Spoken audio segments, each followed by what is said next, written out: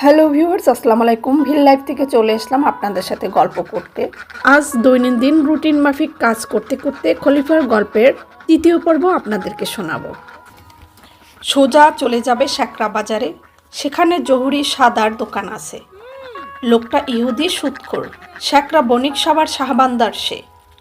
তাকে বলবে, আপনার নাম করে জাল ফেলেছিলাম, আল্লাহ আমাকে এই মাছটা দিয়েছেন। তুমি যখন ঝুড়ি থেকে বের করে মাছটা তাকে দেখাবে, সে জিজ্ঞেস করবে, আমাকে ছাড়া আর কাউকে দেখিয়েছো এ মাছ?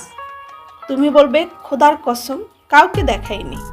তখন সে দাম হিসেবে তোমাকে একটা দিনার দিবে, তুমি নিবে না। এইভাবে সে দাম বাড়াতে বাড়াতে যদি বলে, মাছটাকে সোনা দিয়ে ওজন করে দিচ্ছি, তাও তুমি নিবে না। তখন সে জিজ্ঞেস করবে, তাহলে কি নেবে? তখন তুমি বলবে, পয়সা করে কিছুই চাই না মালিক, কয়েকটা কথার বিনিময়ে আপনাকে দিতে পারি এই মাছটা। সে বলবে, কি কথা? তখন তুমি বলবে, আপনি উঠে দাঁড়িয়ে বলুন, আপনারা সবাই সাক্ষী, আমি আমার এই বাদরটা এই জেলে খলিফার বাদরের সঙ্গে বদল করে নিলাম। ব্যাস, এই তোমার মাছের উপযুক্ত দাম হবে।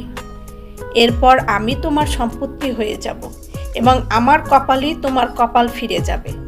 প্রতিদিন তুমি জাল ফেলে মাছ পাবে, বিক্রি করে 100 দিনার সংগ্রহ করতে পারবে এবং দেখবে দিনে দিনে তুমি ধনী হবে এবং ওই ইহুদি গরিব হয়ে যাচ্ছে। এইভাবে এমন একদিন আসবে যখন তুমি হবে বাজারের সেরা বণিক আর সে হবে পথের ভিখারি।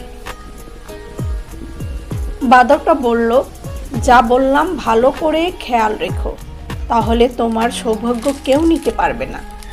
জেলে বলল, ঠিক আছে, তোমার কথা মতোই কাজ করব, কিন্তু এখন এই কানা খোড়া বাদরটাকে কি করব?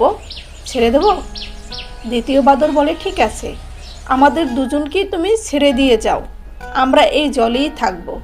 খলিফা ওদের দুজনকে খুলে দিতেই ওরা জলে লাফিয়ে পড়ে অদৃশ্য হয়ে গেল। মাছটাকে ভালো করে ধুয়ে ঝুড়িতে ভরে মাথায় তুলে বাজারের পথে গান গাইতে গাইতে চলে সে।